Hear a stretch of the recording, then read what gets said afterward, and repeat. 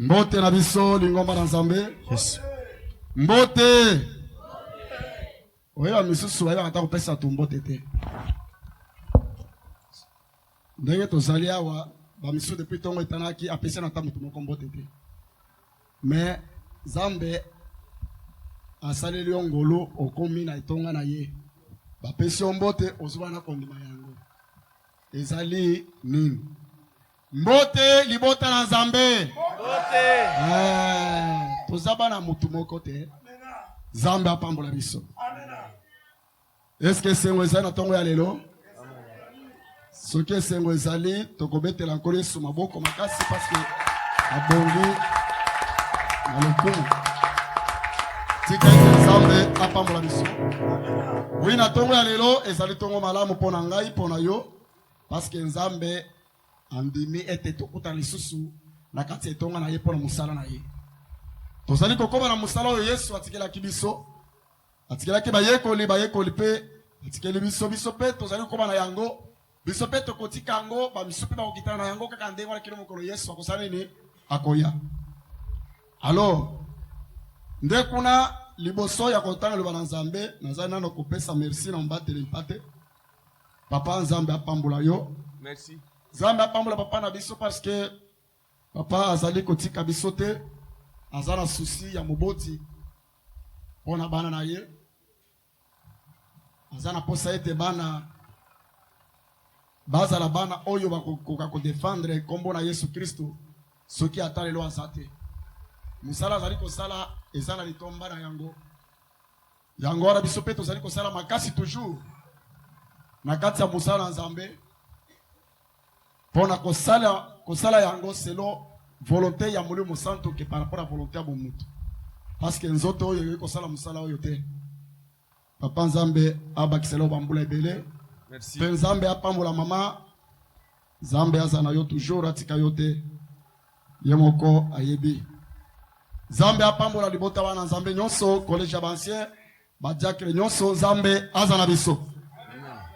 Kasi na tongo ya lelo tozali boso emesa na mwana nkolo. Tolingi topusa na poete tolia tomela.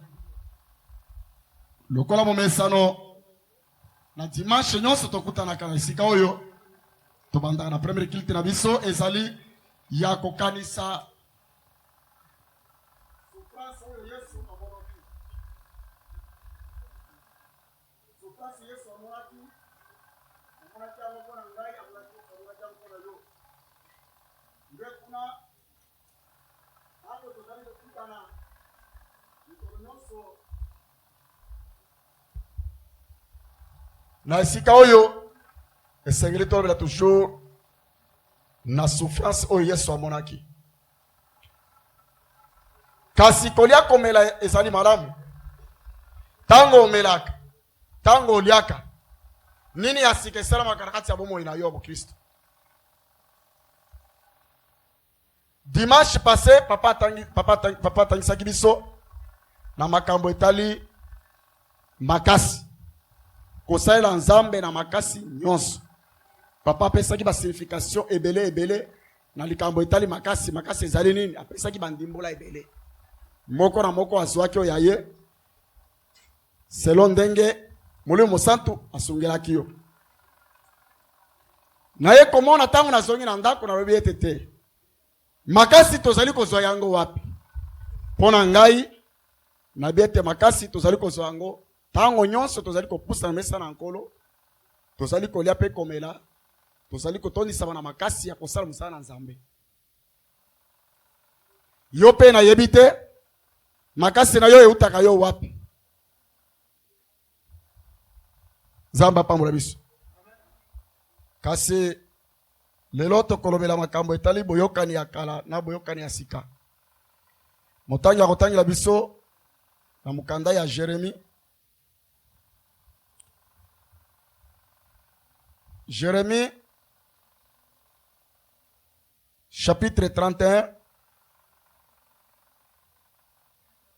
bandana na 31 encore jusqu'à 33. Voici, le jour vient, dit l'Éternel. Vous me verrez avec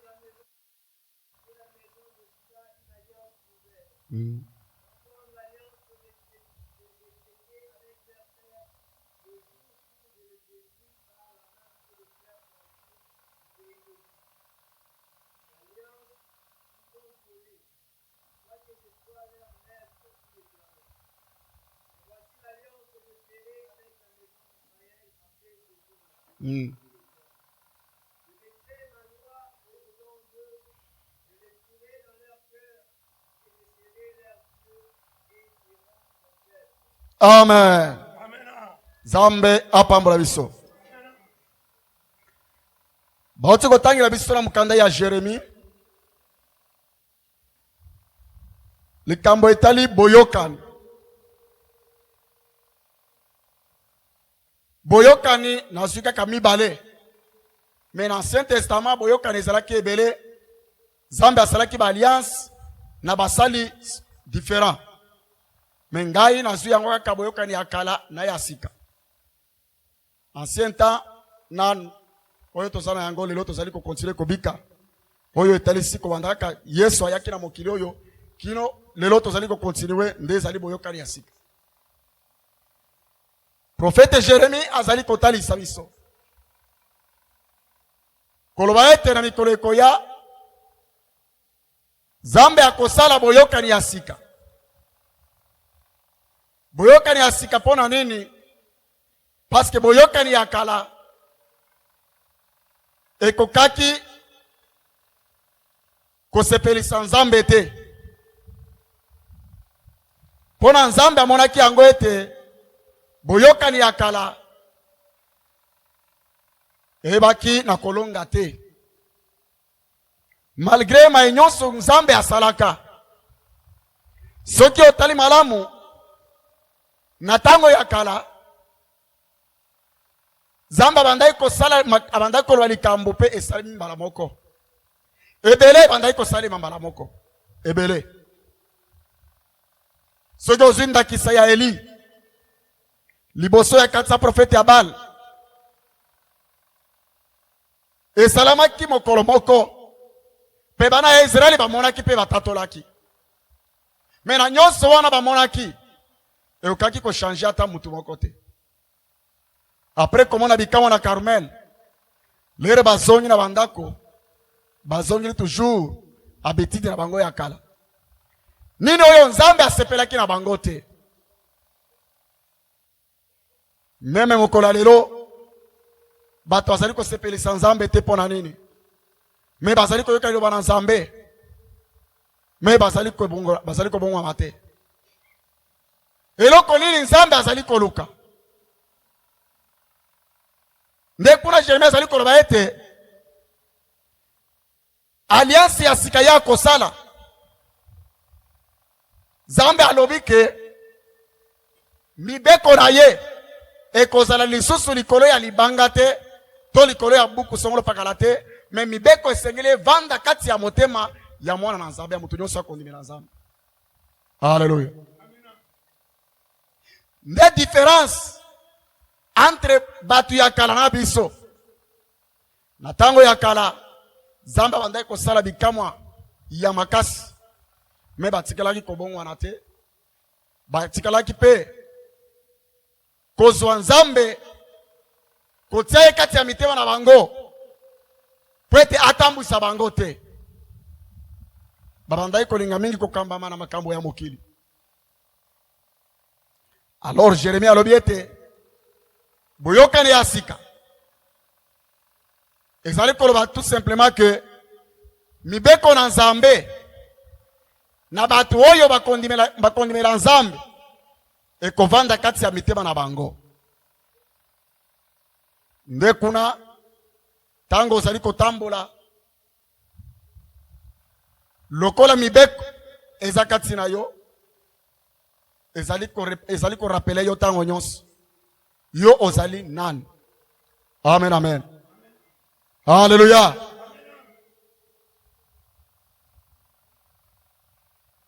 Tangi la biso mukanda ya Exode chapitre 20 verset 2 jusqu'à 5.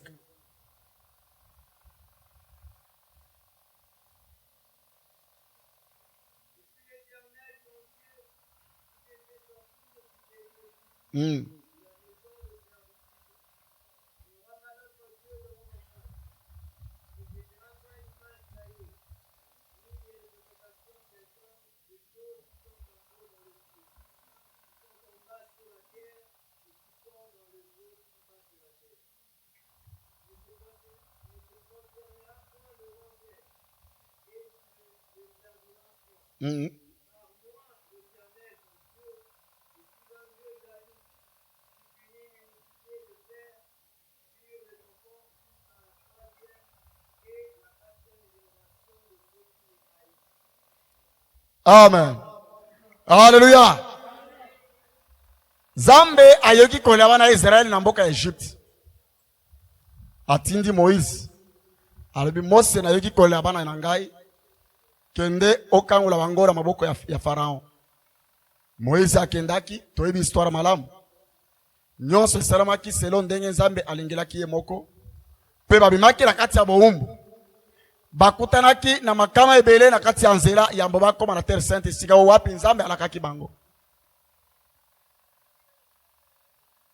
Mena Nzambe après kosala musala na ye, après koyoka mawapona libota na ye, Nzambe aye komona ete mboka oyo napesi libota oyo ezali mboka batu mususu bazalaki kobika kati ya libota kati ya mboka wana. Batu wana pourquoi Nzambe abenganaki bango? Parce que batu wana babandaki kosepelisa Nzambe te selon lolenge na bango ya kobika. Bazalaki batu bayebaki nano Nzambe te. Bazalaki batu bazali kogumbamela mingi bikeko. Bazali kodefie Nzambe oyo mokena biloko nyonso, me bazali kondimela bikelamo oyo Nzambe ye moko akelaki. Nde yango bango babandaki kogumbamela. Alors Nzambe esepelisaki ete esengelaki azwa mboka wana apesa yango libota na ye. Nzambe azwi libota na ye apesa yango mboka wana. Mais Nzambe mosala asalaki esengelaki eza na litomba na yango, mais Nzambe amonaki bénéfice na yango te. Tango bango pe bakomi na mboka wana, musala bana Israël ezalaki toujours kogumbamela bikeko. Ozali mutu osi olongwaki deja na bizaleli ya kala. Osi ondimilaki Yesu Kristo lokola mokonzi pe mobikisi. Mais esengeli olanda nzela ya Nzambe, metala oleki osepelisa Nzambe, yo wana ozali kozonga lisusu kokende kosala misala ya kala yo otika. Ozali lolenge moko lokola bana Israël oyo bayebaki na kotosa telo bana Nzambe, bazongelaki kogumbamela bikeko, bazongelaki kodefie toujours Nzambe oyo abimisaki bango na boka bombu. Nzambe bato ya lolenge wana sepela na bango te. Soki oza mutu ya lolenge wana Nzambe akotikela kosepela na yo ata mokolo moko te. Nzambe aza na posa ya batu oyo Nzambe abikisi bango, Nzambe atalisi bango bomo ya sika balanda nzela wana kilo na suka. Nde kuna Nzambe amonaki tete tika na tinda mwana nga semoko akende na mokili, akende kotangisa batu, akende kokufela bango po ete babikisama. Nde kuna yo na ngai tozwaki ngolu lelo oyo tozali kobenga wana Nzambe. Soki tozali awa ezali kaka koya kovanda te, tozali koya koyoka nini liloba na Nzambe, parce que liloba na Nzambe nde ezali kopesa kondima. Liloba na Nzambe nde ezali kopesa kobota makasi kati na biso. Tango tozali koyoka yango ezali pour que to mettre yango en pratique et vendre kati ya bitema na biso, to tambolaka na yango mikolo nyonso. Nzambe azoyebisa Moïse na Deutéronome chapitre 6, soki obandikaka na verset 5 kokita.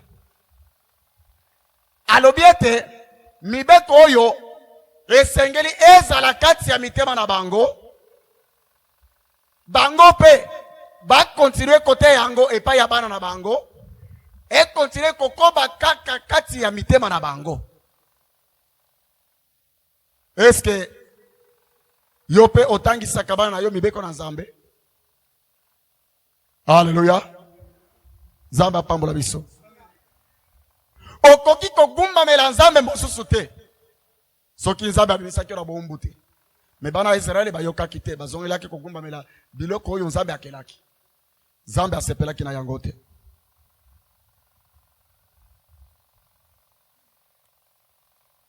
Hébreux chapitre 8.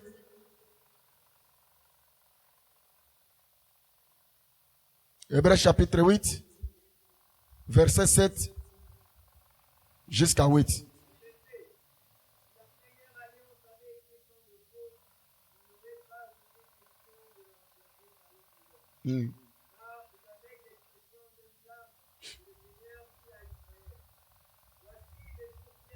Voici les jours viennent, oui.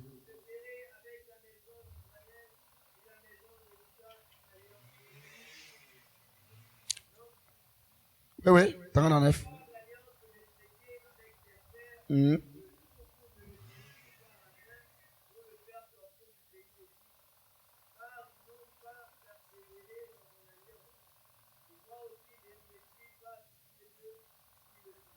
Alléluia. Amen, amen. Lokola bana ya Israël bakokaki kovandisa mibeko ya Nzambe kati ya mitema na bango te, kosala lolenge Nzambe alingelaki te, nde kuna Nzambe ayokelaki bango mawa te. Toyebi biso nyonso histoire ete la plupart ya majorité ya bana ya Israël babimaki na mboka boumbu bakomaki na terre sainte te. Pona nini? Kozanga kobatela mibeko na Nzambe. Ekomisaki bango na objectif oyo esengelaki bakoma te. Nzambe alakaki bango me bakomaki te. Pona nini? Parce que bayebaki na kotosa maloba Nzambe alobaki te. Nzambe atali musala munene ya asalaki. Promesse ya mutu ya pesaki bango. Me na nzela bazalaki batu nano ya kolobake kolekela kaka makambo oyo Nzambe asalaki na mer rouge. Bana Israël bakokaki kozongela lisusu te kogumbamela bikeko. Bakokaki te koinfluencer ata Aaron te ke no salela biso fodo po ete to adore ye. Parce que bikamo bamonaki ekokaki kozongisa bango lisusu nsima te. Esengelaki bamettre toujours confiance na bango kati na kombo ya Nzambe. Nzambe moko te akosala bikamo esalaki Nzambe na biso mokeli oyo akelaki lola pe akelaki biso bato. Mais nyonso wana elobelaki bango eloko moko te. Alors punition na bango ezalaki ke bakomona terre sainte te. Nde kuna sikoyo na mukanda ya Hébreux chapitre 8 ezali kotalisa biso koloba ete boyokani ya sika yaki. Pona nini? Parce que boyokani ya kala eyebaki na kolonga te.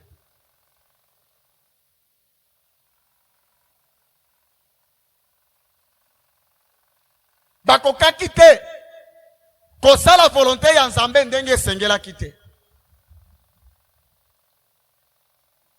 Lokola ayebaki na kopersevere te na kati ya boyokani oyo, non, Nzambe esepelisaki ete.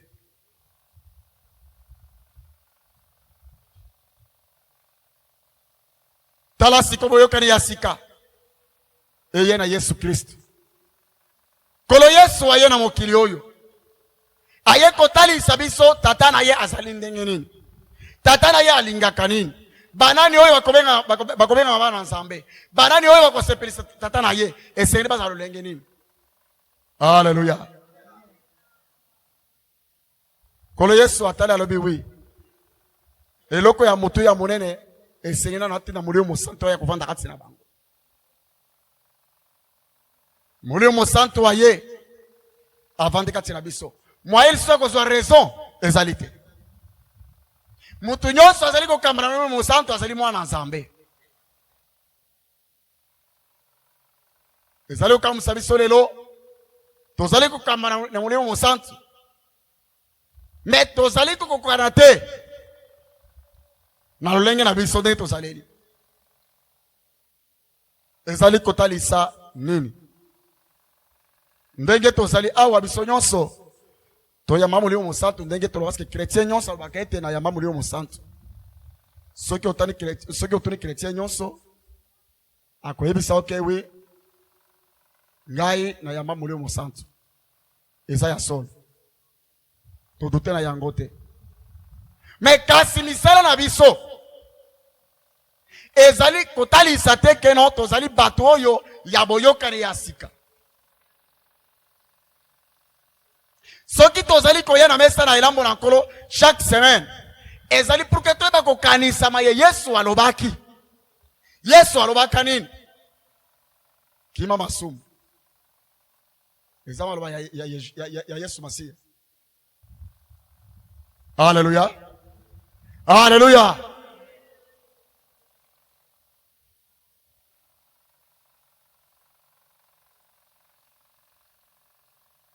Kolo na mawana ye aye kondima kokufela biso. Nde kuna Yesu azali koyebisa ba disciple na ye. Na mukanda ya 1 Corinthiens chapitre 11 verset 23 à 26 tangila biso. Tokosokisa mukanda wana parce que ngona biso déjà. Tuanda kilte na mo retard.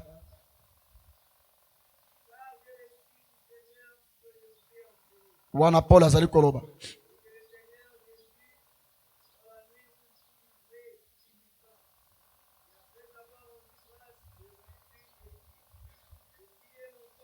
Oui.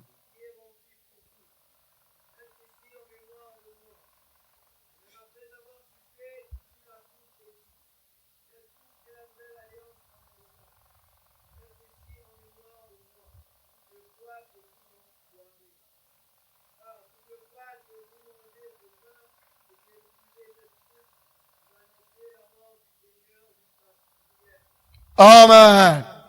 Alléluia. Kolo Yesu nani Thomas Paul ayambi maloba kote pa na Nzambe. Kena buto Yesu akabamaki. Azwa kilipa.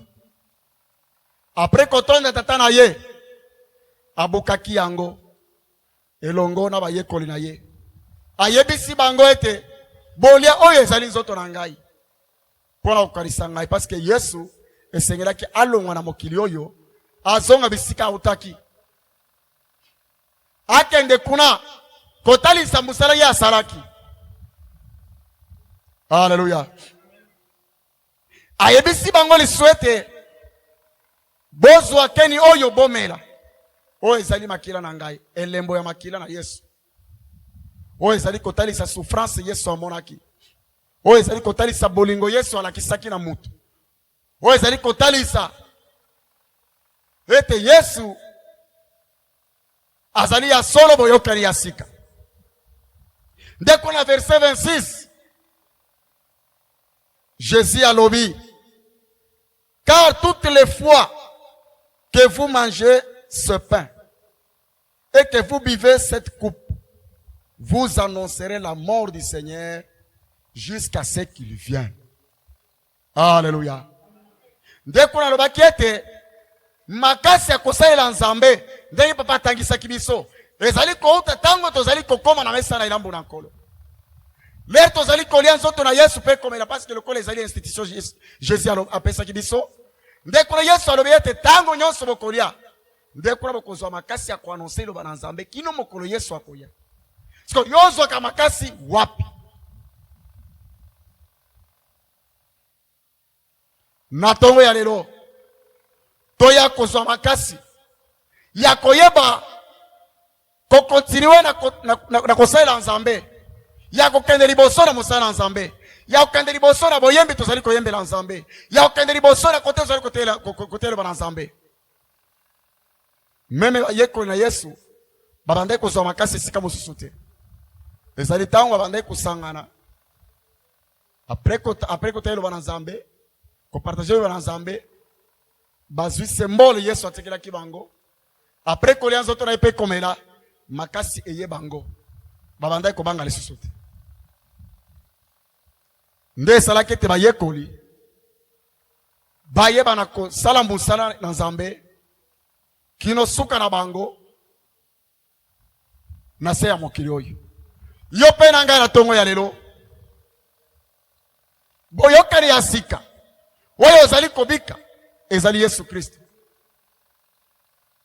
Mina pour que yo zo makasi ya kosala musala na ye ezali tango ozali kopusa na tongo ya lelo mesa na lambo na nkolo. Nde kopesa makasi ya koyembela Nzambe na tongo ya lelo. Kosala musala Nzambe na bolembo. Papa talisaki biso alobi ete ezali malédiction. Ya solo ezali malédiction. Na moto oyo azali kosala musala na Nzambe na botao. Ezali loba na Nzambe. Mais lokola tozali kozwa makasi. Tango nyonso na mesa na lambo na nkolo. Siko botao ezali koutela biso wapi? Botao ezali koutela biso wapi? Tozali bato, tozali ko kama na molimo mosantu. Parce que molimo azakati na biso.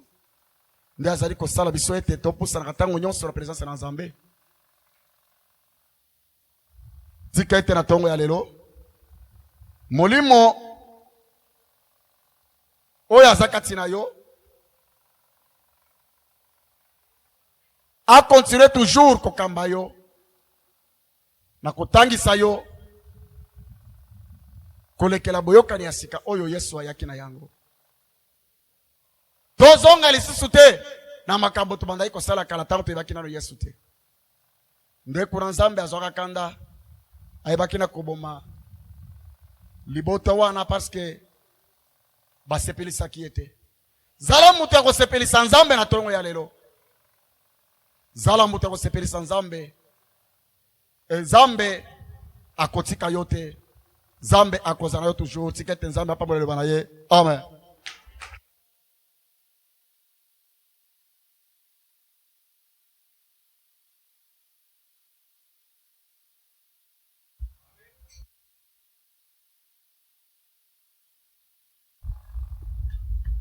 Pourquoi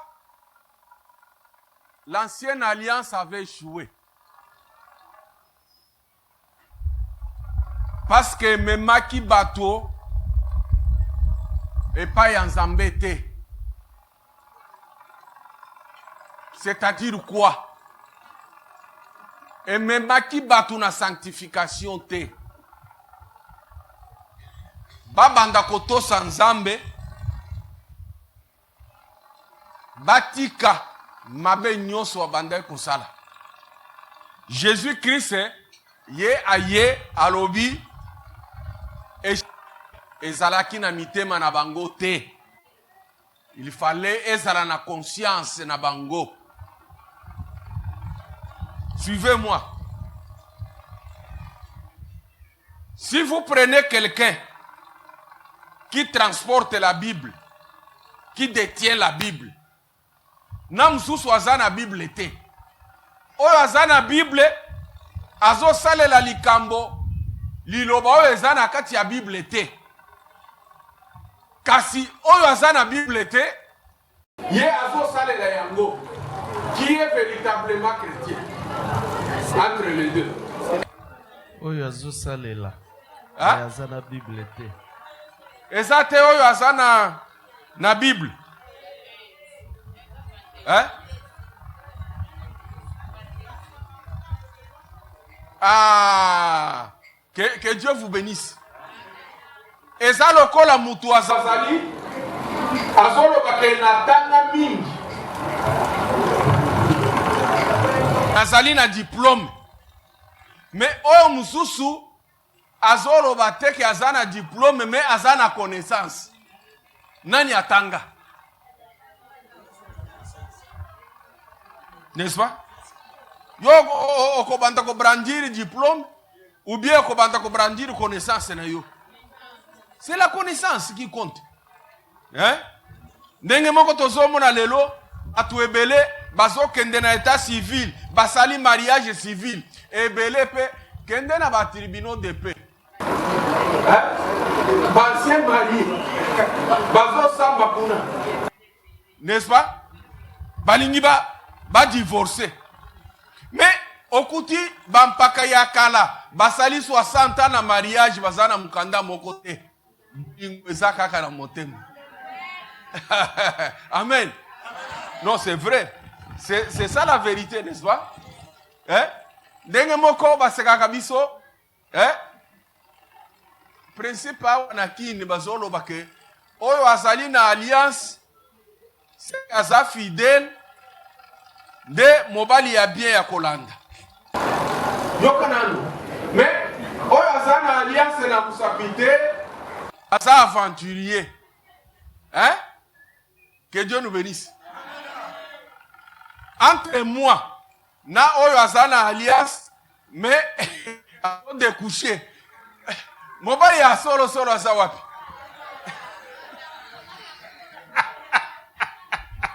Amen. C'est comme ça que l'ancienne alliance a échoué. Hein? Mibeko ya Nzambe bamemaka yango na motema. Et ça la Bible était. Non, on n'a pas besoin de la Bible. On a besoin y a changement. Que Dieu nous bénisse. Bondela lobak Nzambe sunganga mibeko na yo ezala na motema nanga. Ah, sinon kozala lokola ba oyo bakangi mwana mwasi balobi asali ekobo.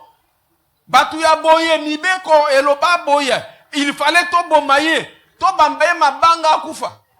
Jésus-Christ alobi mibeko bongo, OK ça va. Sikoyo oyo asala kamakambo wana te, asala ya liboso ko bambaye mabanga. Après coin, bango nyoso coin.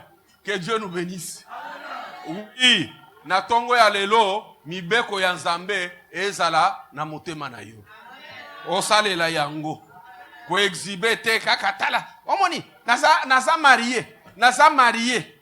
Mais entre-temps, osaka kaboye ba zigzag. Nyoka. Amen. Que Dieu nous bénisse. Ce qui a moni, ce que je dis est vrai. Ça c'est vrai. Namona kaye, ansengele kana ye bien depuis très longtemps. Namona kabolingo na ye na maman Marie-Jeanne. Non.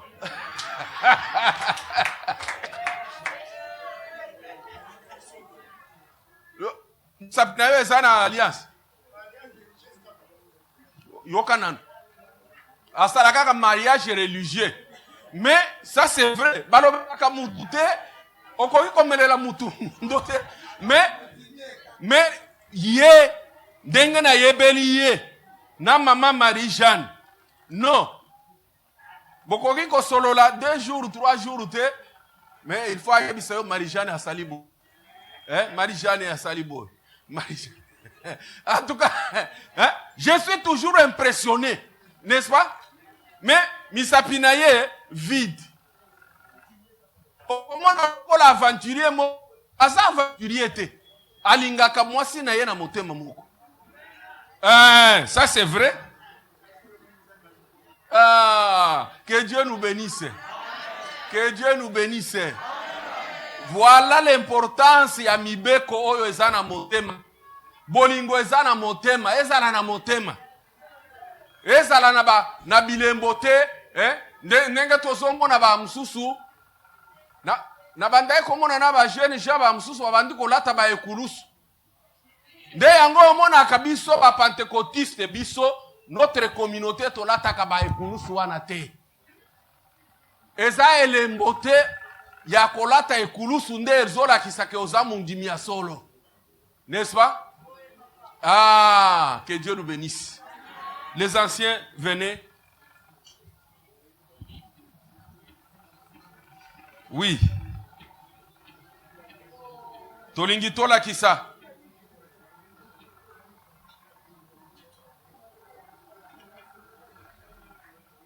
Assieds-moi pour vous prier.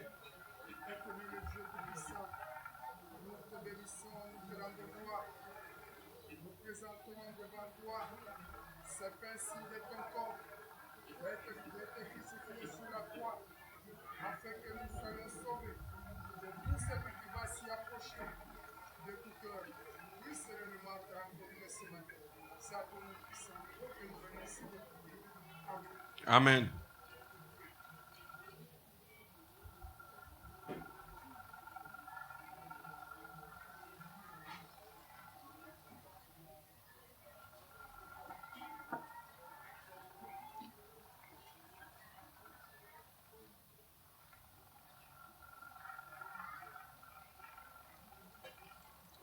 Nasiengeleka vous prier.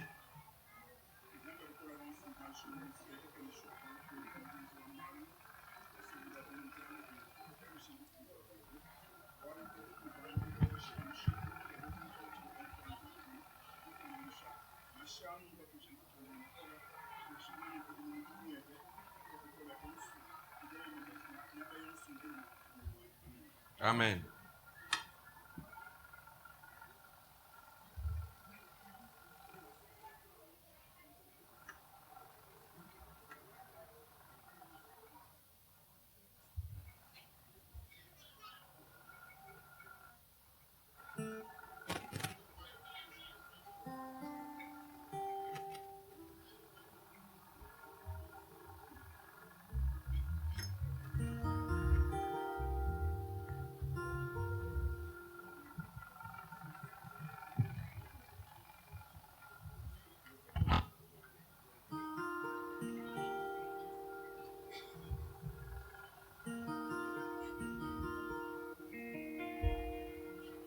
Oui, ceux qui osent en mibeko ya nzambe na motema na yo baptisé dans les eaux profondes yaka o lia omele.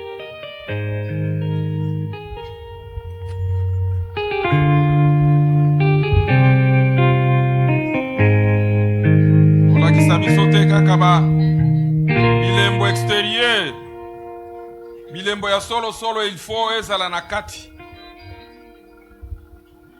Liboso ya kiti na yo naye kosopa motema na ngayo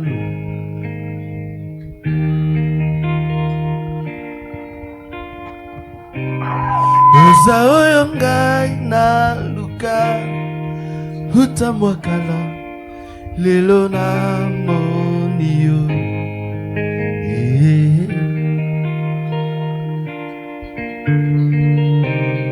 Pobola mosale linga etindinga na yemba nzembo yo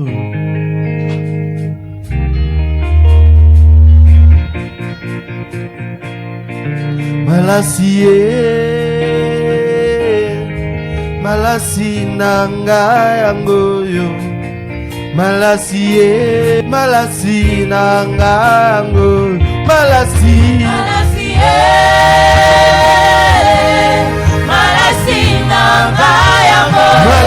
nanga yango yo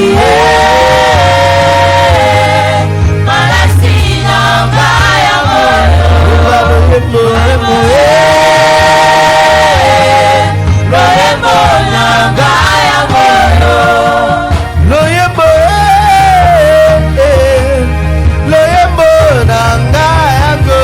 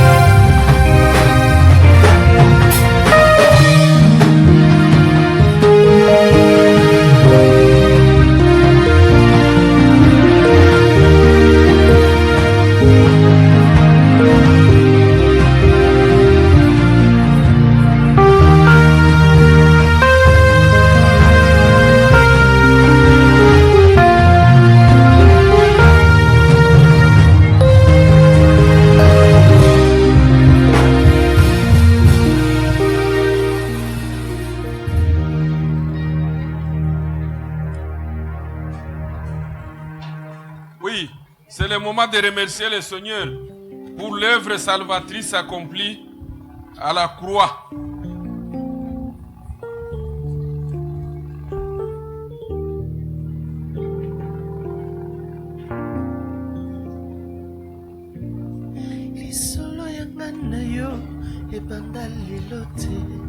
Je dépendais de toi depuis le sang de ma mère. Tu sais, je n'ai que toi, mon ami.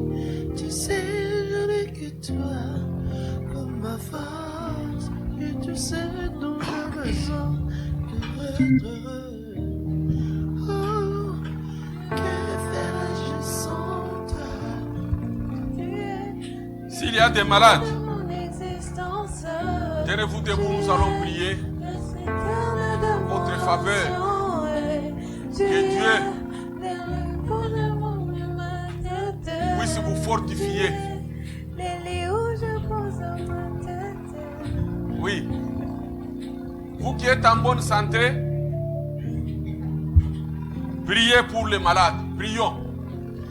Reste là, reste là, reste là avec moi.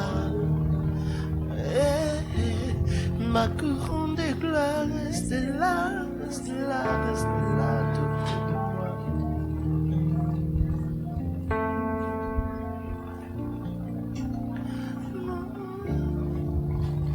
L'Éternel, mon Dieu, mon roi, je te bénis, je te rends grâce. Je te présente des enfants qui sont malades, ils ont besoin de ta main puissante, Seigneur. Guéris-les, fortifie-les. Au nom puissant de notre Seigneur Jésus-Christ. Amen.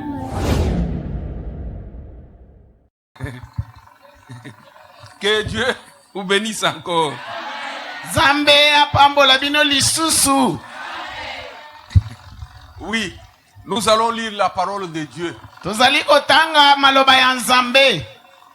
Évangile selon Matthieu chapitre 25, verset 1er à 13. Sango malamu ya Matthieu tukumi balena mitano molongo verset 1er ya liboso. C'est un texte que vous lisez souvent. Ezali makomi oyo bino botanga katangu nyonso. Alors le royaume des cieux sera semblable à 10 vierges qui, ayant pris leurs lampes, allèrent à la rencontre de l'époux.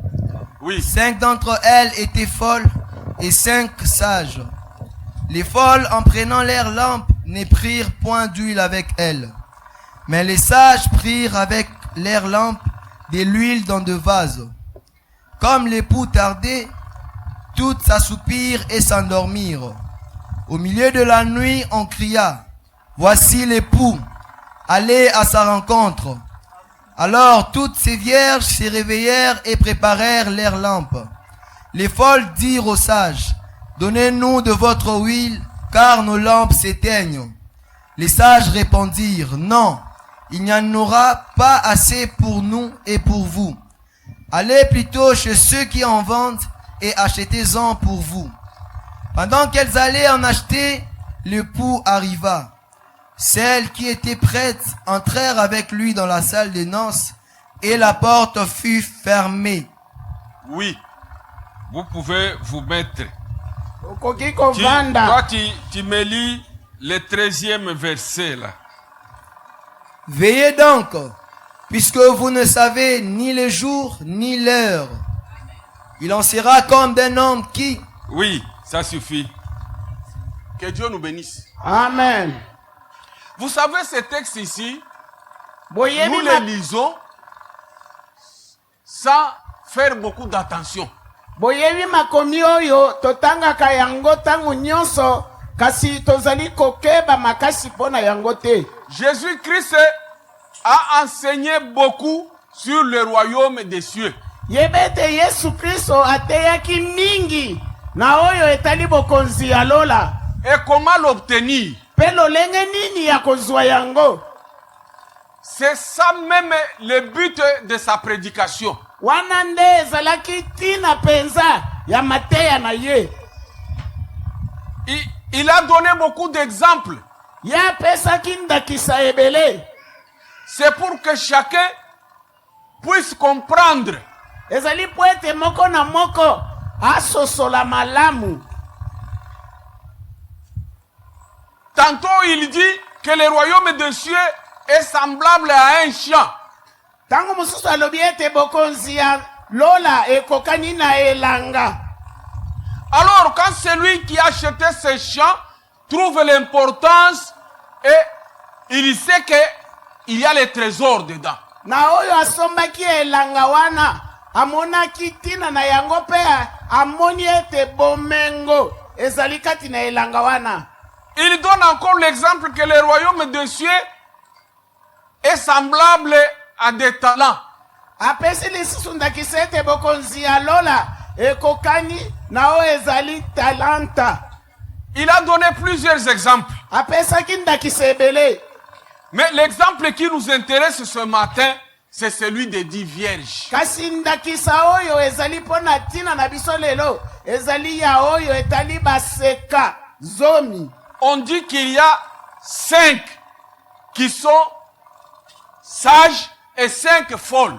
Balobi ete ezali na mitano na bango oyo bazalaki batu ya bwanya na mitano mususu oyo bazalaki bazoba. Bon. Les folles là, je ne sais pas. En lingala, liboma. Hein? Yabolema. Ambo. Oui. Moi, je veux qu'on puisse interpréter comme ça se trouve en français. Gaina lingete balimbola yango lokola bakomi yango na lokoto. Parce que ici, on les appelle folles. Awa babiangi bango ete bazali batu ya liboma. Mais, en entendant votre explication, c'est comme les explications que nous connaissons qu'il y a 3 étapes de folie. Lokola ndakiso bisoto yebaka ezalaka na biteni misato ya liboma. Il y a un scientifique qui nous a aidés en disant que la première catégorie, c'est, on appelle ça en lingala, zoba. Hein? Oya liboso babengi yango na monoko na biso ya lingala ke azali zoba. Les étudiants connaissent ce que j'ai dit. Ba oyo batanga kabayebi oyo nazali koloba. La deuxième catégorie, oya mibale, bololé. Et la troisième catégorie, élément. Est-ce que vous me suivez bien? Bolandi. Mais maintenant, l'exemple que Jésus donne de cette parabole, ndakisa oyo Yesu yemoko apesi na lisese oyo. Est-ce que ces femmes, ces 5 femmes, étaient des éléments, ou bien bololé, ou bien zoba? Mitano batalisi biso bazalaki ba elema, ba bololé, to ba zoba. Hein? Zoba. Hein?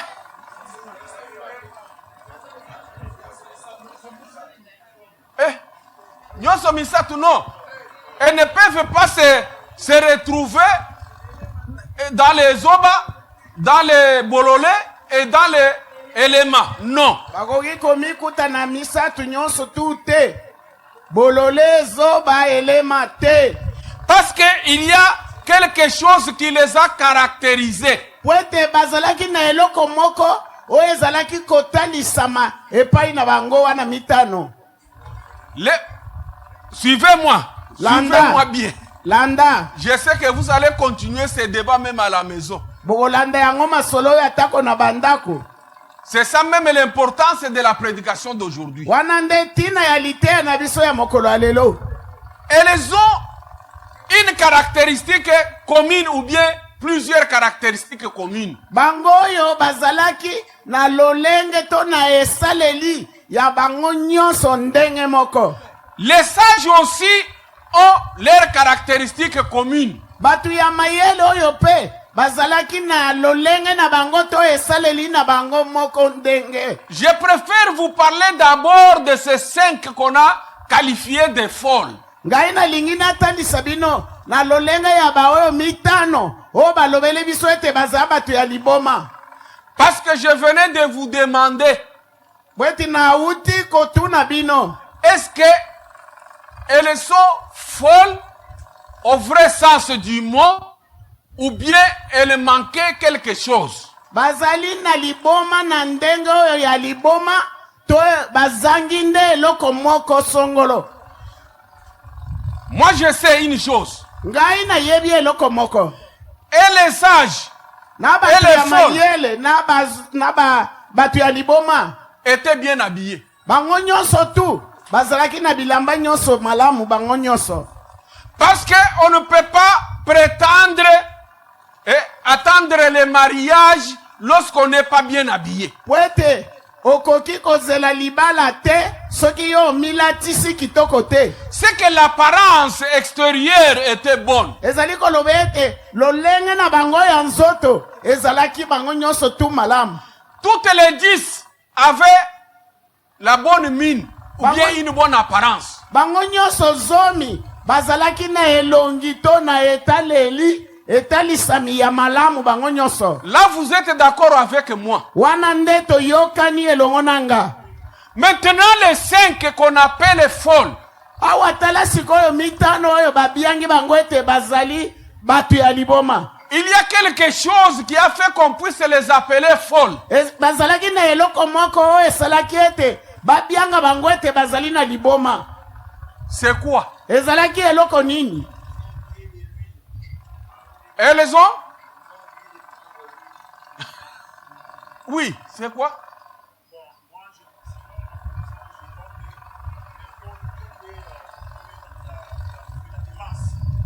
La démence.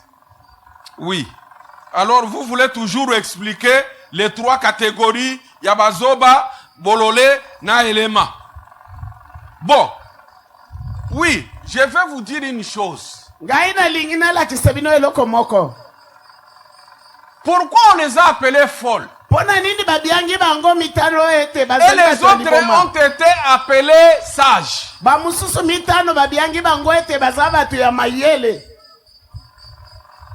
Suivez maintenant calmement. Bolanda siko na bokebi.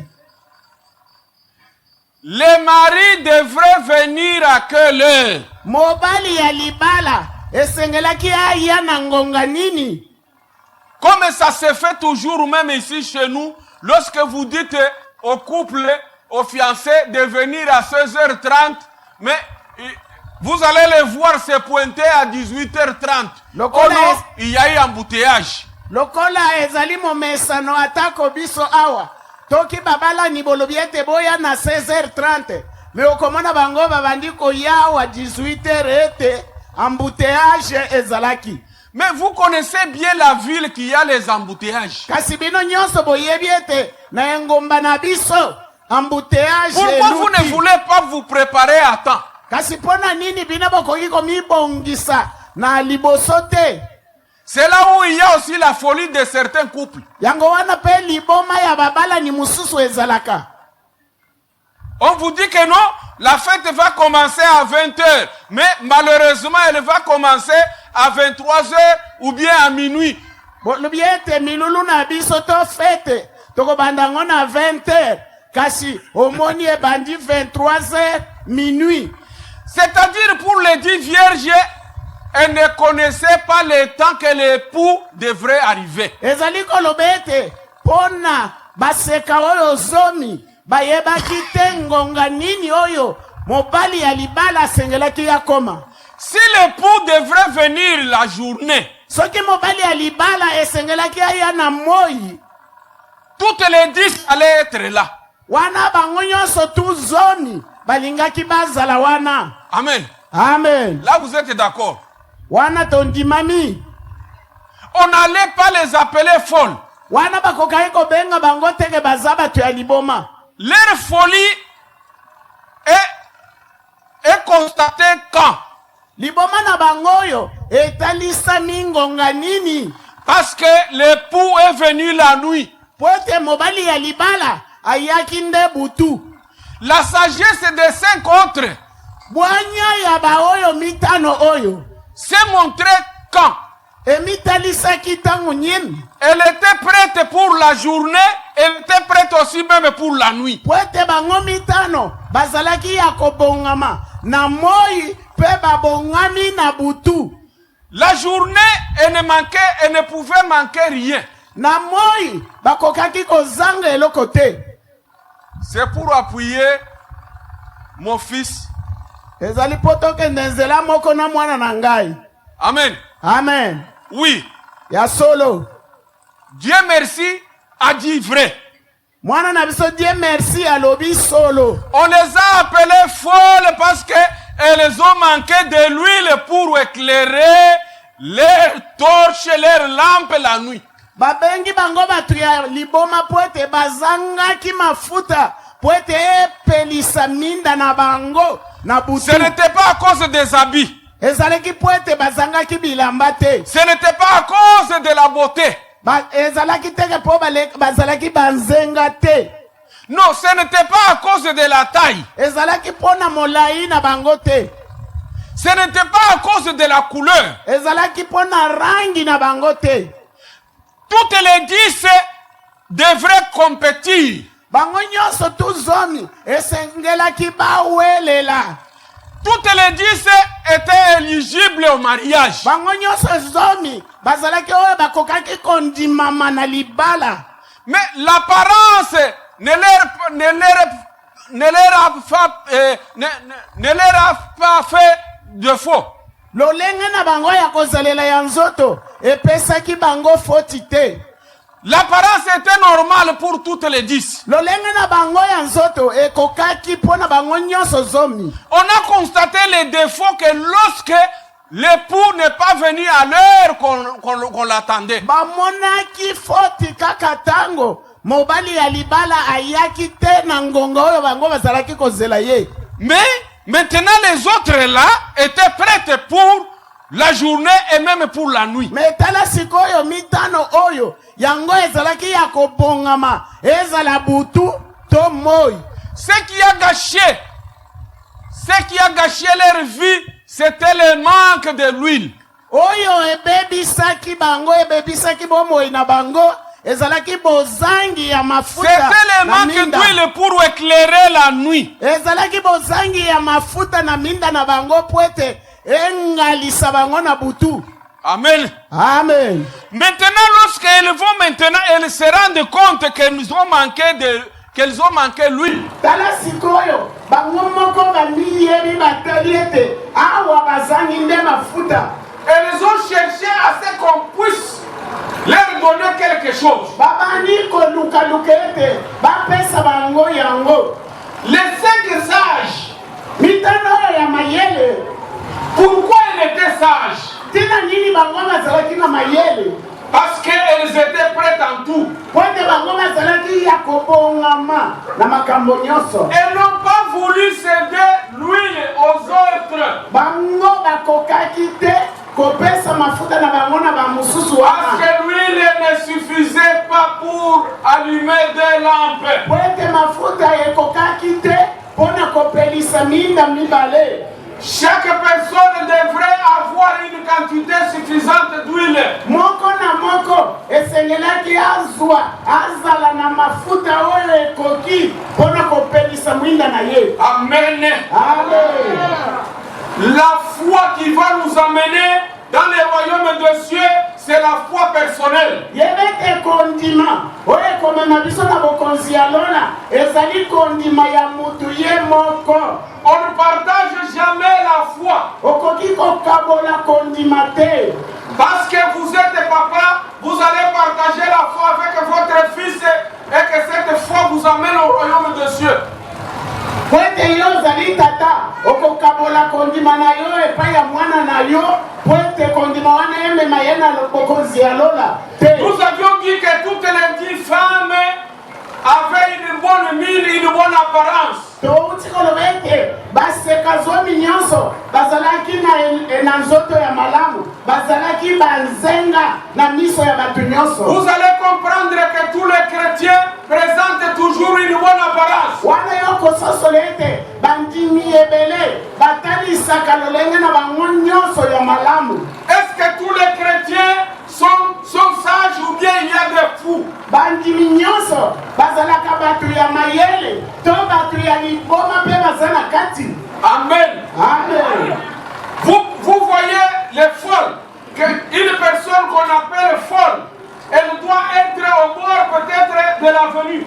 Moto oyo babengaki ete aza moto ya liboma okomona ye azalaka ntango nyonso pembeni ya nzela Avec les habits sales. na bilamba na ye ya bosoto. Elle se lave rarement. amisokolaka mpenza nzoto ntango nyonso te. Là on dit qu'elle est folle. Wana balobi ete moto wana aza na Que liboma cette personne est folle. mpe moto oyo aza na liboma. Mais quand on voit une personne très propre, Tango batali moto oyo azali kitoko azali on ne pepwa peut jamais la qualifier de folle. bakoki kotanga ye tete moto oyo aza na liboma te. Il y a quelqu'un qui disait ceci. ezalaki na moto moko azalaki koloba boye moto ya Il y a mayele beaucoup de malades dans la société. ete bato ya bokono bazali ebele kati na etuluku ya bato. Sauf que nous ne pouvons pas les amener tous à l'INPP. kasi tokoki komema bango nyonso tu te na hopitale wana ya SNPP ya bato ya maboma te. Quand on voit quelqu'un bien habillé, ntango omoni moto milatisi kitoko mingi on ne peut pas dire que la personne est folle. okoki kolobela ye te ye moto oyo aza na liboma te. Mais la folie, c'est lorsqu'on voit que la tête ne pense pas bien. liboma ezali ntango ozokomona ete mutu na ye ezali kosala malamu te. Aujourd'hui, l'Église compte aussi les sages et les folles. tala na mikolo ya lelo eyamba ya nkolo ekomi ya bato ya maboma na bato ya mwanya. Parmi les personnes folles, na kati na bato oyo bazali na liboma c'est ici où on doit trouver les trois catégories. ezali awa tokokuta bato misato lolenge na bango 3 ou même 5. atako mitano ya bato. On trouve les personnes qu'on appelle en lingala les oba. akokuta bato oyo tobengi bazoba. On trouve les bololés. abolole On trouve les éléments. bakuti mpe baoyo tobengi baelema. Et on trouve aussi même les véritables fous. mpe okuti ya solo bato ya liboma ya solosolo bazali. Amen. Amen. Parce que les scientifiques là lui dit qu'il n'y a que 3. Les oba, les bololés, les éléments. moto ya mayele wana alobi ete bazali ka misato bazoba ya babolole na baelema. Mais il a oublié de citer maintenant les véritables fous. kasi abosanaki kotanga bato ya liboma ya solo Qui ne peuvent pas traiter directement avec les autres personnes de la société. baoyo bakoki kosala esika moko te na bato oyo bazali ya etuluku na bango. Vous savez, les fous qu'on trouve sur la route, boyebi bato ya maboma tokutaka na banzela. est-ce que vous connaissez leur famille? oyebi famille na bango pete. Non, quand vous passez, ntango yo vous trouvez ozoleka un fou, vous croisez un fou. okutani na motu ya liboma. Est-ce que vous pouvez connaître les membres de sa famille? okoyeba bato nini oyo bazali ya libota na ye Non, pourquoi? te.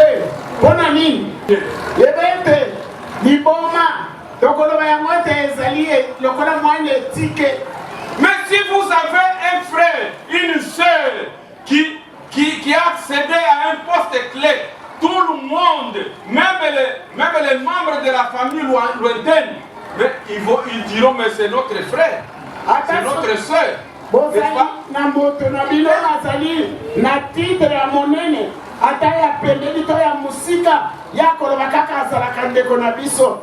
Essayez de vérifier, quand vous trouvez un fou, tout le monde est des passages seulement. tala nano malamu ntango okuti moto ya liboma na nzela moto nyonso azali koleka ye kaka boye. Vous ne verrez jamais quelqu'un se mettre là-bas même pendant 10 minutes pour qu'on sache que c'est son frère ou bien c'est sa soeur. okomona ata motu moko te akotelema pembeni na ye po ke bato bayeba ete azalaka ndeko na ye ya mwasi to ya mobali. Parce que la personne présente des caractéristiques de la honte. Po ete motu wana esaleli na ye ezali kotalisa soni. Que Dieu nous bénisse. Amen. Et on nous apprend ici que maintenant lorsque les 5 femmes étaient sorties à la recherche de lui, batalisi biso ete baoyo bazoba mitano babimisi koyo mpona kokende koluka mafuta. c'est à ce moment que l'époux est arrivé. ezali nde na eleko wana mobali ya libala mpe ya yei. Et on a fermé même la porte. mpe bakangi ekuke. Moi j'ai commencé à me dire, pourquoi les sages ne voulaient pas distribuer de l'huile aux autres? ngai na bandaki komituna mpona nini bato ya mayele oyo balingaki te kokabela baninga na bango mpe mafuta. C'est que l'époux devrait contempler une après une. po te mobali ya libala esengelaki atala moko na moko. Parce que c'était la nuit. po ete ezalaki nde butu. Il n'y avait pas une lumière qui éclairait la salle là où ils étaient. mwinda ezalaki te mpona kongalisa ndako bango bazalaki. Mais il y avait seulement la lumière pour éclairer chaque personne. kasi mwinda ezalaki kaka mpona kongalisa moko na moko. La foi que tu as, c'est pour t'éclairer toi seul. yebete kondima wana yo oza na yango ezali mpona kongalisa yo moko. Je crois elle faisait ce que les femmes qu'on trouve à la Gombe la font. Vous les connaissez, ces femmes-là. bazalaki kosala oyo basi oyo bazala kuna na Gombe. Nous, on a habité là-bas, à côté de l'avenue de la justice, et nous pour cela. biso tovandaki kuna na Gombe na avenue de la justice. Qu'est-ce que ces femmes font? basi wana basalaka nini kuna? Quand les passants, peut-être c'est quelqu'un qui est dans les véhicules. ntango moleki nzela ntango so aza na mutuka. Ces femmes, des fois, utilisent leur lampe torche basi et leur wana téléphone bazwaka minda na bango ya telefone to ya torche pour se fixer. po ete bamitalisa. Regarde-moi. tala ngai oyo ozoleka. L'autre aussi dit, regarde-moi. mosusu mpe kuna alobi ngai mpe ngai oyo. Regarde-moi. tala nde ngai oyo. Vous croyez que vous allez demander à une autre femme de te donner son téléphone pour qu'on te voie? okanisi oyo kosenga na moninga ete apesa yo telefone na ye po engalisa yo po ete bamona yo te. L'époux est là juste pour voir ton visage à partir de ta foi que tu as. yebe ete mobali ya libala azali wana mpona komona elongi na ye kolekela kondima oyo oza nango. Si tu restes dans le noir, l'époux ne te verra même pas. yebe ete ntango yo ovandaka na molili yeba ete mobali ya libala akomona yo ata moke te. Il ne faut jamais dire que non, je me suis bien maquillé. kolobaka te eke ngai na mipakoli mpenza kitoko. L'apparence ne dira rien. lolenge na yo ya nzoto ekosala eloko te mpe ekoloba eloko te. Il faut que l'époux te voie. esengeli ete mobali ya libala ye nde amona yo. Bien-aimé dans le Seigneur, molinga mikati na kolo. aujourd'hui nous avons dans l'église les gens qui sont comparables aux 5 femmes sages. lelo oyo tokomi kati tozali na kati ya yamba ya nkolo bato oyo bakokani na bato ya mayele mitano to bato ya zoba mitano. Voilà. Que Dieu nous bénisse, bien-aimé. tika nzambe apambola biso balinga mingi. Dans la foi, qui sont les hommes? na kati na kondima banani oyo batangi bango ete baza bazoba. Amen. Amen. Amen. Amen. Suivez-moi bien. bolanda nga.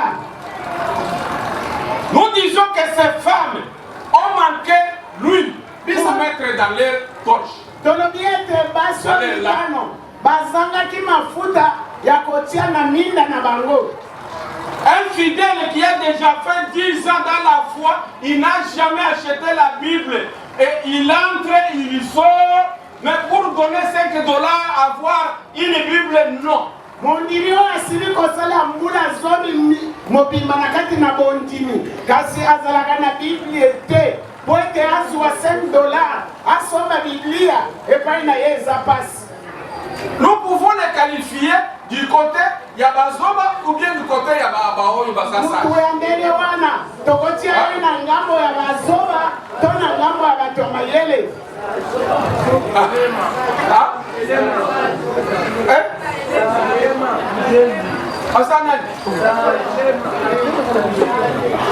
Oh, suivez-moi bien. Hollanda. Toute la semaine, la personne a acheté le pain, la personne a acheté telle autre chose, mais arrivé le dimanche, la personne manque l'offrande. Boso mobimba moto amisomeli mapa asomi biloko songolo pakala kasi na mokolo ya yenga mutu wana azangi libonza. Parce que souvent on dit seulement à ces femmes-là, les hommes, pourquoi ils n'avaient pas prévu de nuit? Mingi tolobaka na basi wana mitano wana bazoba tolobaka ete pona nini bango bawelelaki kobomba mafuta te. Maintenant toi aussi, tu es comparable na zoba ou bien na sage. Kasi yo pende noza wana ozali lolenge ya zoba to lolenge ya mutu ya mayele.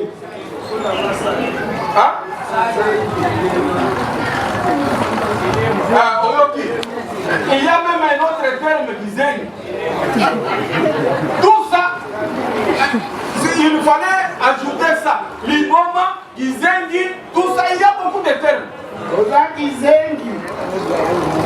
Amen. Amen. Mais vous allez voir que l'apparence de cette personne est normale, bonne. Okomona ete lolene na ye ya kozalela ezali na mo malamu. Mais le moment des offrandes de la personne ne donne rien. Kasi tala nano ata eleko yako yako pesa libonza. Mutu Mais wana la personne a eu l'argent toute la semaine. Mais mutu ya lolene wana azwaki misolo na poso mobimba. J'ai connu certains fidèles ici même à Mont-Carmel. Ngai na yebaki bandimi ebele kati na yamala so. Le dimanche, vous ne verrez jamais donner les offrandes. Okomona mokolo ya yenga, okomona ye ata mokolo moko te ayaka kopesa libonza. Amen. Amen. Que Dieu nous bénisse. Amen. Tika nzamba pambola biso. Parce que des fois, il y a certains fidèles qui me considèrent comme un aveugle quand je suis ici. Je vois. Ezali na bandi muso mona kete ngana kufi miso. Tangu na vanda kawa na monaka.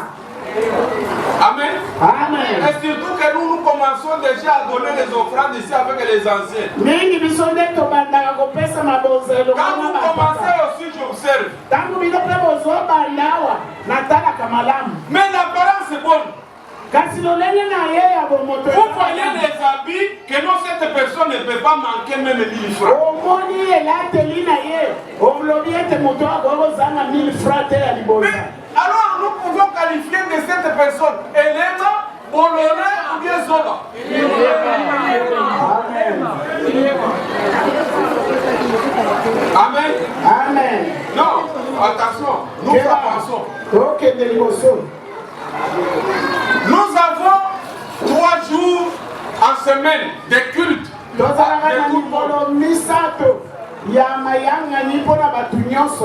Je ne dis pas les cultes de l'intercession ou bien les cultes de maman. Non, je dis seulement les 3 jours en semaine.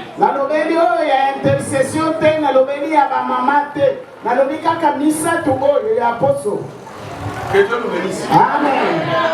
Que Dieu nous bénisse. Amen. Nous disons que non, les 3 jours sont répartis en 3 chorales.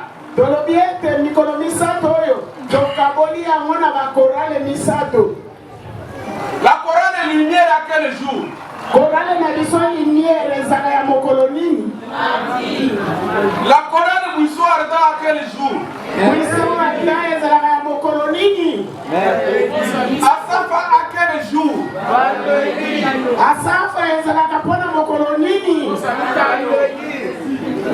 Mais vous allez voir ce vendredi-là, bokomona mokolo ya mitano wana les Asaf. Asafa. Si l'ancien Barthélemy n'est pas là, Soki mpaka Barthélemy aza wana te. si l'ancien Domi n'est pas là, Paka Domi pe soki aza te. si le frère Gerson n'est pas là, Ndeko Gerson aza pe te.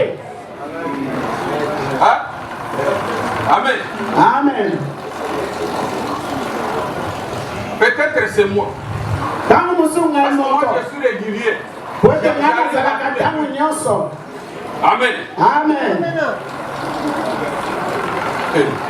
Ça fait mal. Hein? Eza pasi. Là, j'ai mis entre parenthèses. Wana nachea mona katikati. Les appareils ici pour les installer, il y a des hommes, il y a certains hommes qui ont déjà fait des années dans cette chorale. Mais ces hommes ne font rien. Libongolo yo pone ete banye bavandisa yango. Eza na mibali oyo basali bambula na bambula. Kasi bayaka kotia yango ndenge esengeli te. À la Sainte Seine, il n'y avait personne pour venir taper les grands condos ici. J'étais moi-même ici. Awa na mesa elambo lelo. Mutu moko te aya beta lokole oyo. Azalaki te komi ndenga moko na beta. Mais maintenant, les hommes ici, nous savons les hommes. Mibali oyo tolobi ete bazali na elema bakakatani to bazande bazoba. Comment vous pouvez faire des années et des années et vous allez voir, il y a certaines personnes qu'on avait désignées dans la cellule technique. Mais quand on termine les cultes, Ezali na bato oyo bapesaki mokumba na teknike kobatela bibobolo. Ntango mayangani esili babimi. des fois, vous allez voir, c'est ma fille Mira ou bien c'est Maman Chati là-bas qui commence à arranger les fils, mais les membres de la technique, Baoyo bapesamelaki mokumba ya kosala musala wana bapakati alors na ebande. vous avez affaire aux Oba, au Bololé ou bien à Elema. Vous savez, c'est plus facile d'insulter les 5 folles. Ezali pete po oloba ete bazoba mitano. Observons aussi notre marche. Botomitala nano etamboli na biso. Si Jésus revenait tout de suite là, Soki Yesu akoki koya kaka awa na poisa. hein?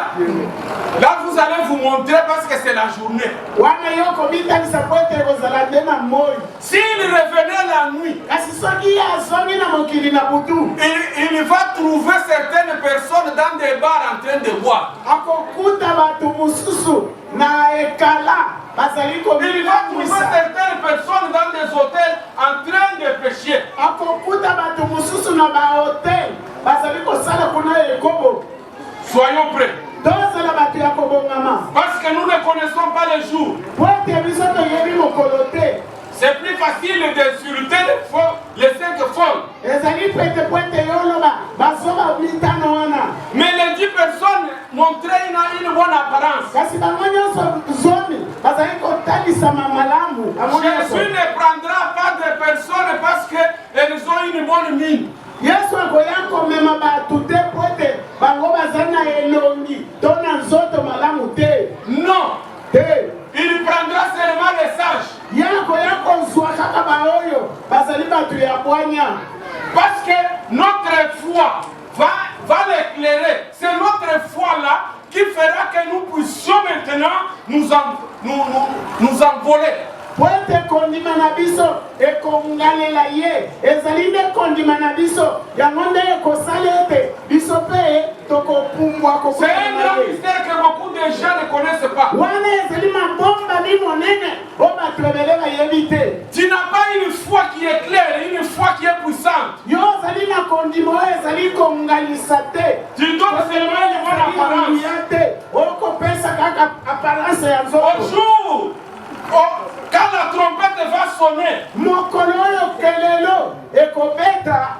C'est cette trompette qui sera en collision avec notre foi pour que le démarrage puisse avoir lieu. Ezali kelelo wana nde ekosangana na kondima na biso po ete sikoyo tobanda esika moko mpe tozali koputa. C'est là où beaucoup de gens ne connaissent pas. Mais Jésus reviendra comment? Mais comment nous serons légers maintenant pour partir? Nous serons légers, c'est à partir de notre foi. Batu wana nde bayebaka te balobi Yesu akoya lolenge nini tokozala pepele ndenge nini ekozala kolekela kondima na biso kondima nde ekosala ete biso tozala pepele tokende okutana na ye. Soki ekozala na ntongo ekozala na pokwa mokolo wana eyebani te.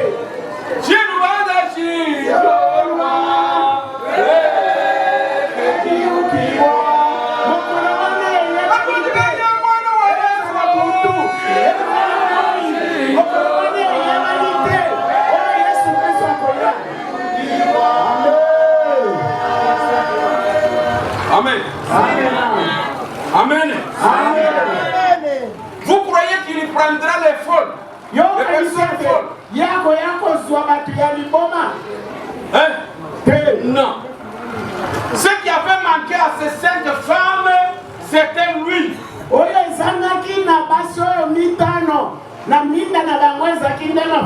C'était la foi. L'apparence. Il y a même celle qui était plus jolie que les autres sages là.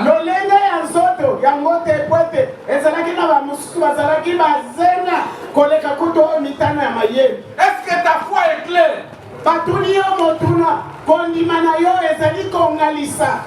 Est-ce que ta foi est attirante?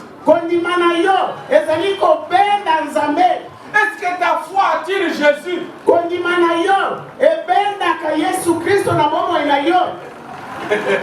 Amen. Amen.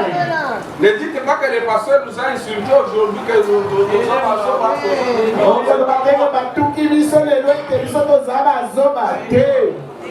parce que même la parole de Dieu appelle certaines personnes des chiens dehors.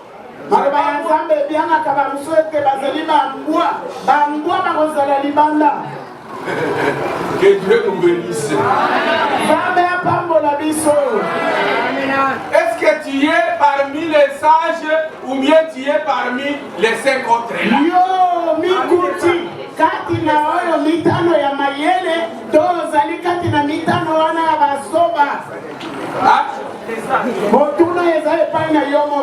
Amen. Amen. Amen. Amen. À la fin, vous allez voir élément bakokima élément.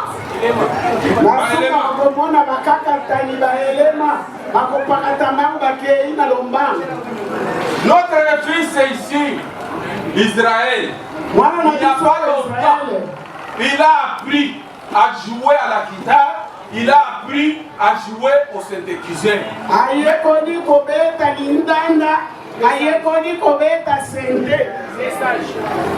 Mais vous les autres garçons, qui m'ont pas dit Nabino, et ça quand on a collé ta pantalon, n'a pas si baso la tayango.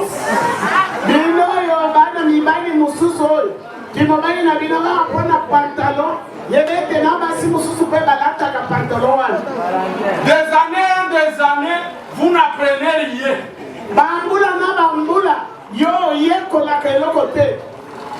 Est-ce que vous êtes normal?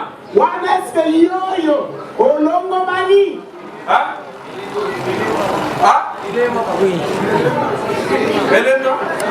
Voilà ça, élément. Fais très attention. Parce que je vois ton petit est plus apte à mon anakasa mayele ni.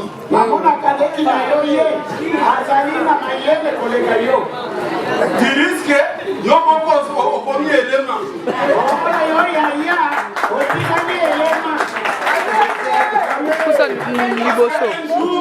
Il se débrouille aussi, il se débrouillait là-bas pour taper un peu les drums et pour faire ceci, c'est bien.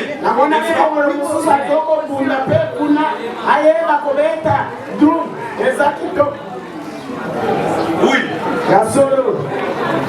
Moïse, que Dieu te bénisse. Moïse, ça m'a pas pour la yo. Et Israël, que Dieu te bénisse. Israël, tika ça m'a pas pour la yo.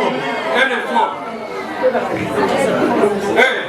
Mes filles qui fournissent les efforts pour arranger, que Dieu vous bénisse aussi.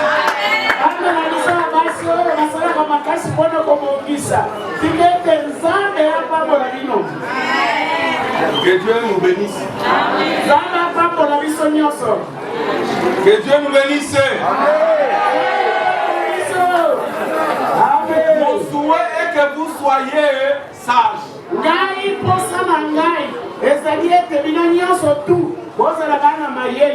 Moi, je ne veux pas voir les éléments dans mon Carmel.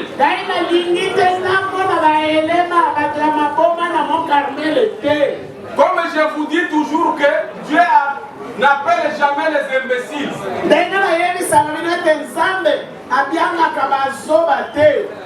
Vous n'êtes pas des imbéciles, vous êtes des personnes normales. C'est question seulement d'être courageux et engagez-vous.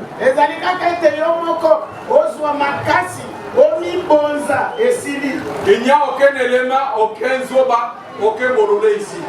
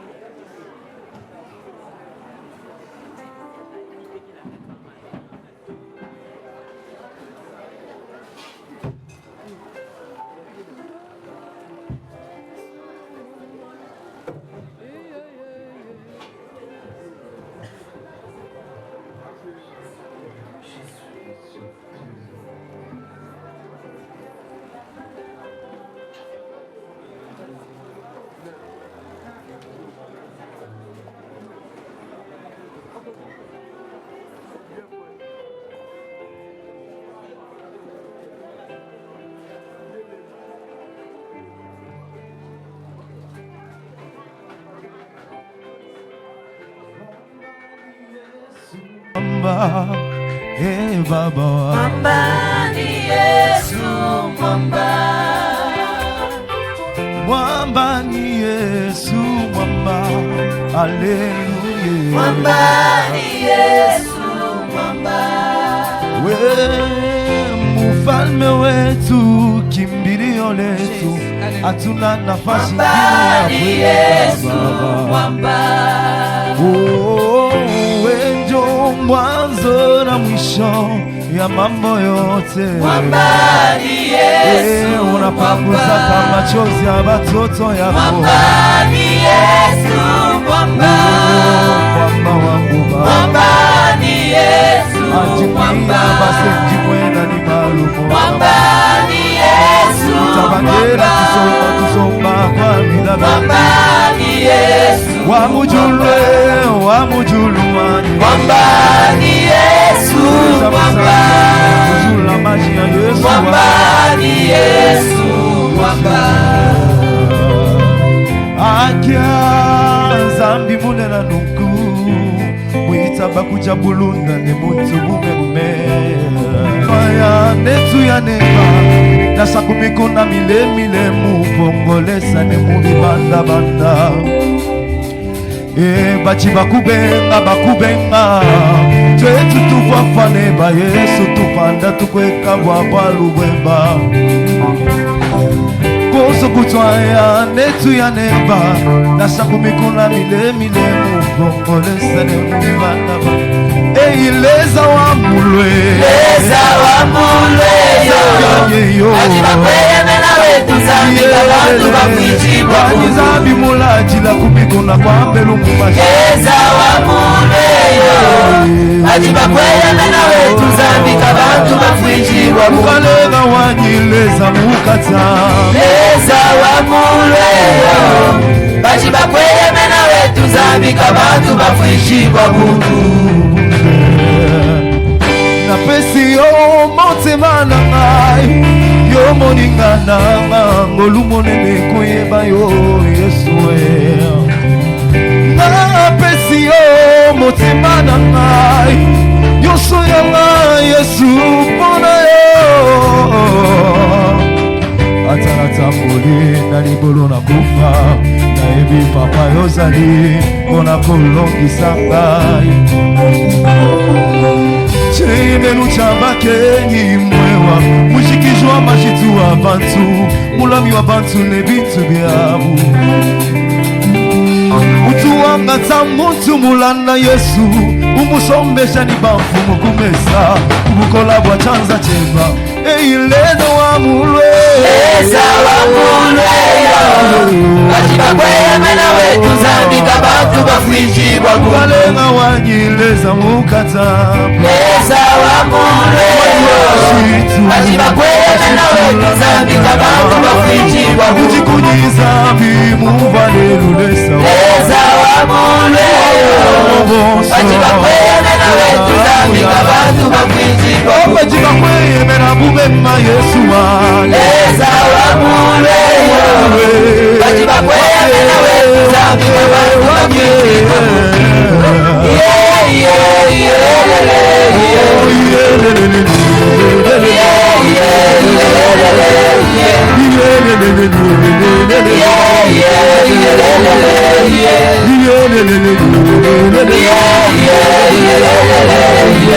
Zambyaye mukanema wanye Yesu mukanema wanye Zambi wakujiba yabayaye Papa tujiba wibile Kakulo wakiwanisha Eba Yesu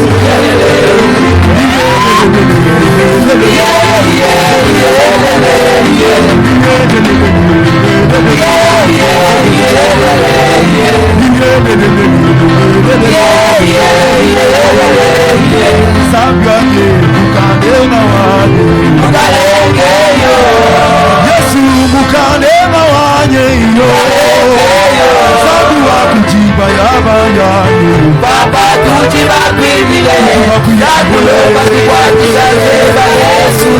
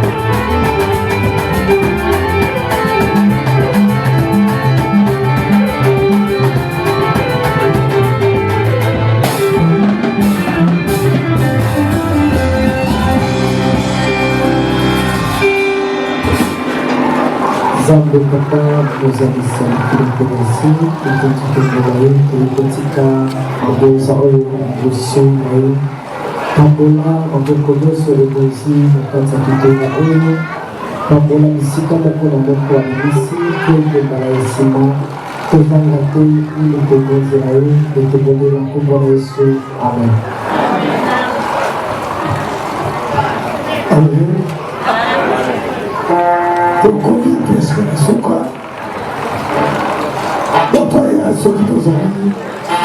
Montelina, topesaki mutu